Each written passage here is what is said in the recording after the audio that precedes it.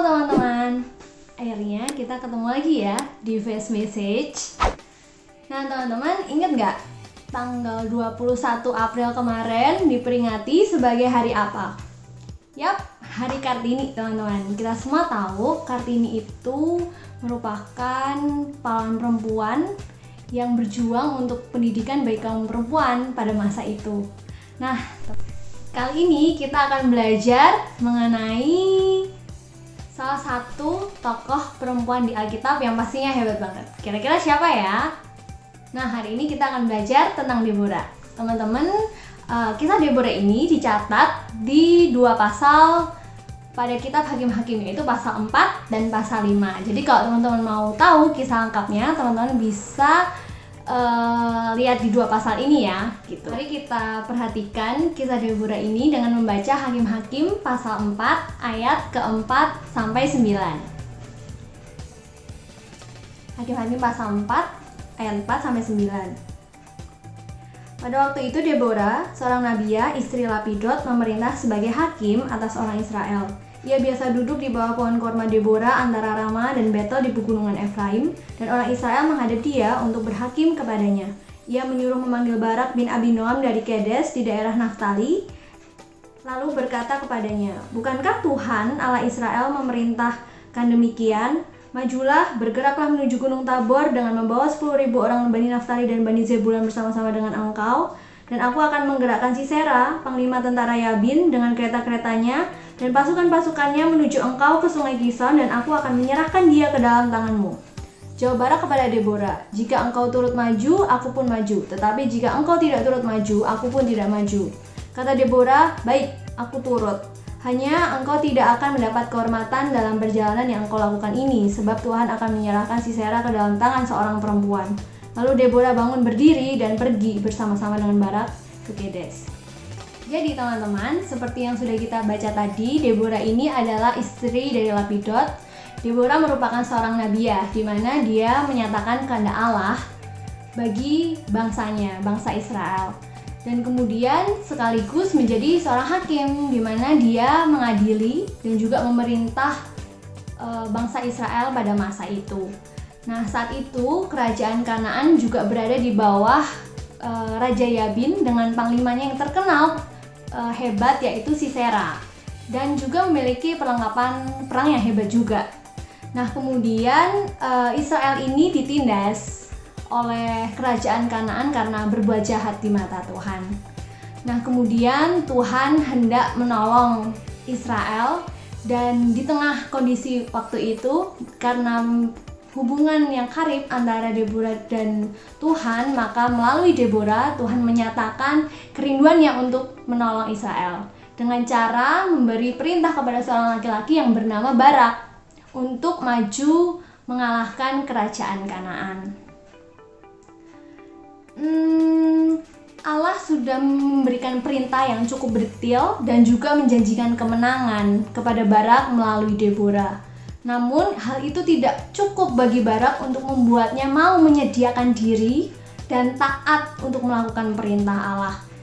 Barak memberikan syarat kepada Deborah, jika Deborah maju maka baru dia mau maju, jika tidak maka Barak tidak mau maju. Namun kita tahu waktu itu bukan hal yang lazim bagi perempuan untuk ikut maju ke medan perang, bahkan itu merupakan hal yang berbahaya teman-teman.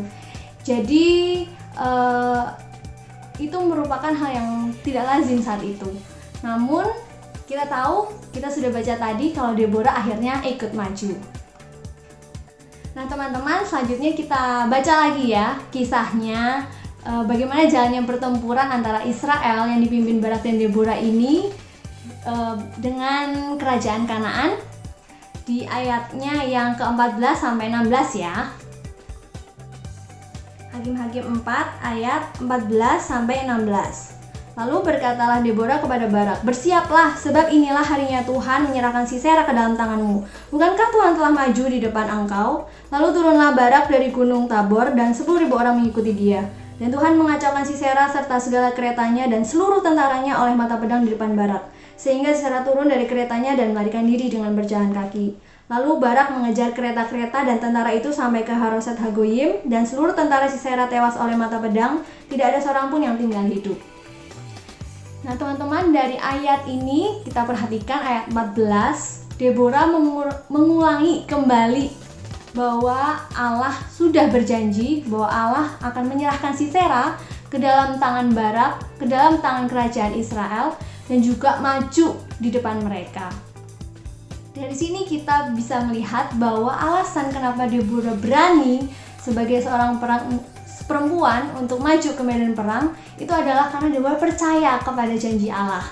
Deborah mempercayai dan melangkah berdasarkan janji atau perkataan Allah. Itulah yang membuat Deborah berani maju bersama Barak untuk berperang. Nah kemudian kita lihat di ayat ke-15, Allah melakukan segala sesuatu tepat seperti yang sudah Dia nyatakan kepada Deborah. Nah teman-teman, apa ya yang bisa kita pelajari dari kisah ini? Teman-teman, hal pertama yang kita pelajari adalah Tuhan bisa memakai siapa saja, baik laki-laki maupun perempuan, asalkan dia mau menyerahkan diri untuk dipakai Allah, percaya kepada perintahnya, dan taat melakukan perintahnya.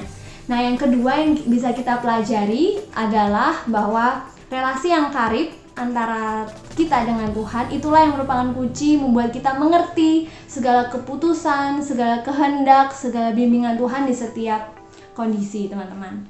Nah, hal yang ketiga yang kita bisa pelajari bahwa Allah pasti melakukan segala sesuatu tepat seperti yang sudah Dia sampaikan sebelumnya.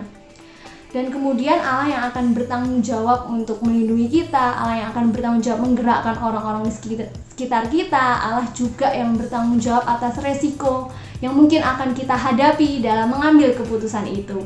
Nah hal yang keempat, ini dia, bahwa hal yang membuat kita berani melangkah meski ada resiko yang besar di depan kita, itu karena kita percaya kepada perkataan Allah dan janji Allah.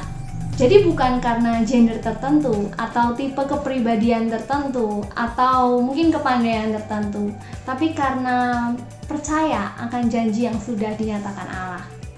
Nah teman-teman, kemudian apa ya yang bisa kita lakukan untuk mengaplikasikan apa yang sudah kita pelajari? Yang pertama, mari bangun relasi yang karib dengan Tuhan. Nah pertama-tama teman-teman pastikan dulu ya, teman-teman sudah menjadi anak Allah atau belum?